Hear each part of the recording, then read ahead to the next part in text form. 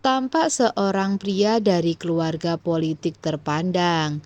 Dia bernama Baek Saon. Saat ini dirinya merupakan seorang juru bicara dari kantor kepresidenan. Baek Saon juga mempunyai seorang istri yang bernama Hong Hye-ju. Tetapi pernikahannya disembunyikan dari publik dan tidak ada seorang pun yang tahu siapakah istrinya. Heju bekerja sebagai penerjemah bahasa isyarat. Nah, suatu saat dia bekerja untuk menerjemahkan berita bersama dengan Han Yuri dari kantor HBC. Tiba-tiba terdapat breaking news dari kantor kepresidenan, di mana Saon mengumumkan bahwa terdapat beberapa pasukan Korea yang disandra. Kelompok bersenjata tersebut meminta beberapa tebusan, tetapi Saon menegaskan tidak akan pernah menyetujui kesepakatan itu. Salah satu jurnalis yang bernama Jan Yungjin mengatakan jika media dibungkam maka bisa terjadi berita palsu. Saon menegaskan agar media bisa bekerja sama. Akhirnya konferensi pers itu selesai dan Saon kembali ke ruangannya. Dia meletakkan ponselnya di atas meja dan semua media terus-menerus berusaha untuk menghubunginya, di mana salah satu yang mengirim pesan adalah Han Yuri. Han Yuri juga merupakan salah satu orang yang sangat mengidolakan Baek Saon. Di sisi lain, Heju bertemu dengan ibu mertuanya.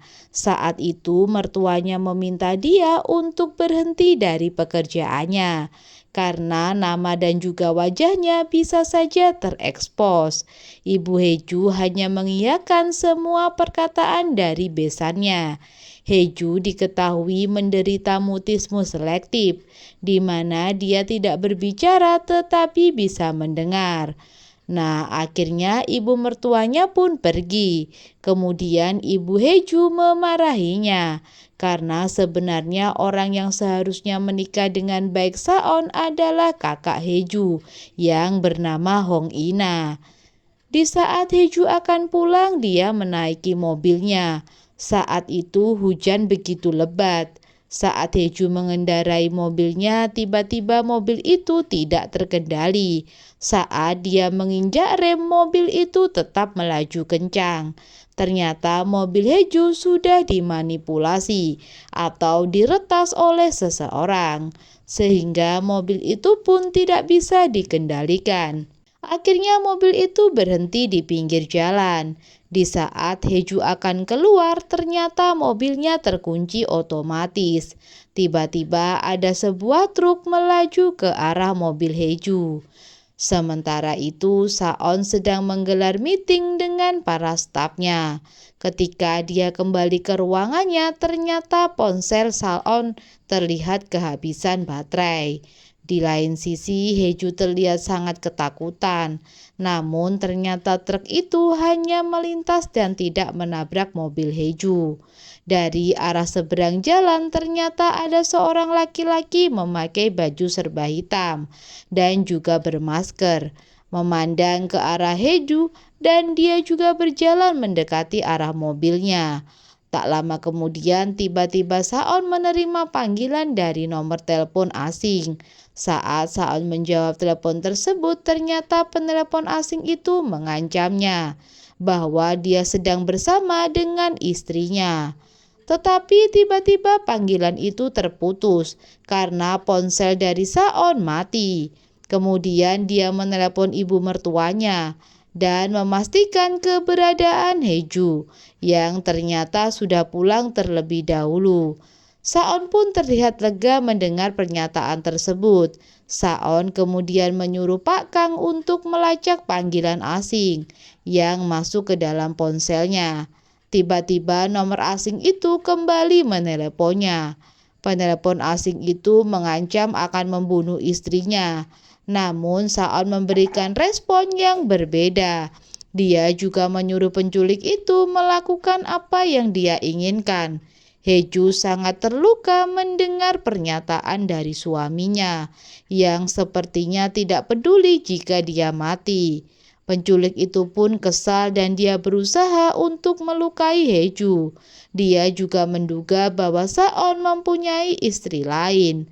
Kemudian penculik itu kembali menelepon Saon. Dia mengungkapkan bahwa ponsel tersebut hanya bisa menelepon Baek Saon saja, karena itu adalah nomor virtual.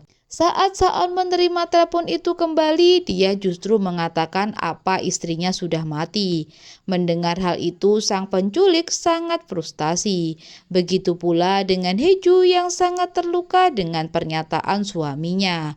Akhirnya penculik itu kembali menelepon tetapi Saon tidak menjawabnya.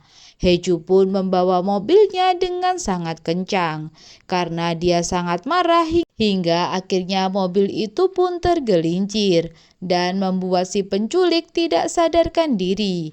Heju terlihat menangis dengan sangat keras. Sementara itu, Saon mengumumkan bahwa pasukan Korea yang disandra kini telah berhasil dibebaskan.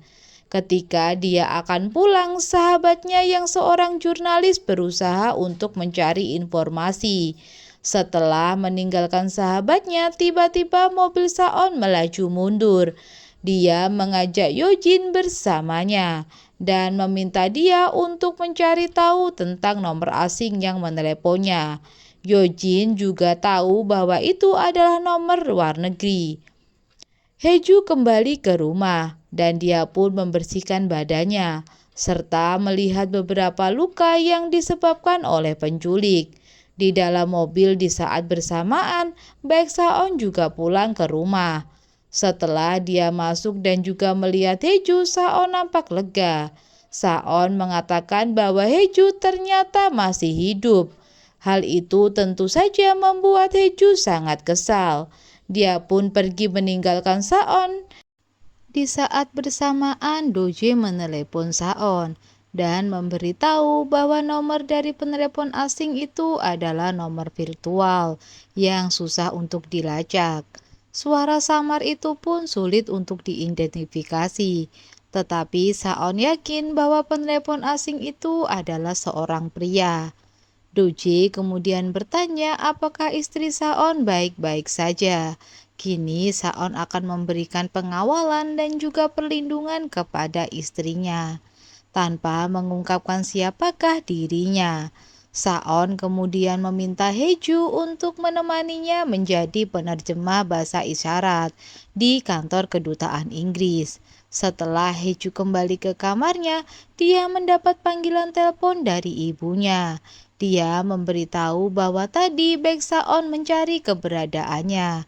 Dia pun kembali memarahi Heju untuk menjadi istri yang lebih baik untuk Saon. Nah, ternyata pernikahan Heju dengan Saon adalah sesuatu yang tidak direncanakan, di mana sebenarnya orang yang harusnya menikah dengan Baek Saon adalah kakak tirinya yaitu Hong Ina. Namun di hari pernikahan dia menghilang. Akhirnya pengantin wanita pun digantikan oleh Hong Heju.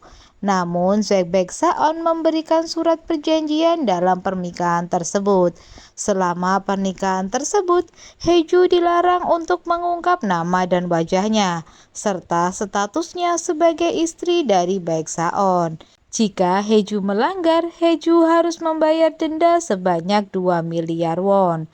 Karena Saon mengatakan bahwa Heju sebenarnya hanyalah seorang sandera yang dikirim kepadanya. Hingga sekarang publik belum tahu bahwa Heju adalah istri dari Baek Saon. Keesokan harinya, Saon akhirnya pergi ke kantor kedutaan Inggris, ditemani oleh Hong Heju. Di sana mereka berpura-pura menjadi seorang rekan kerja.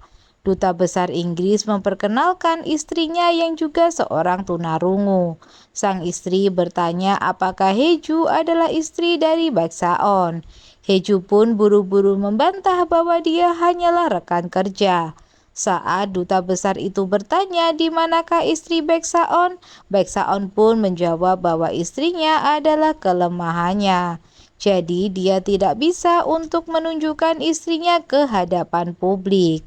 Mendengar hal itu, Heju terlihat kesal karena sangat dia diculik. Saon nampak tidak peduli. Walaupun Heju tidak bisa bicara, tetapi dia bisa mendengar.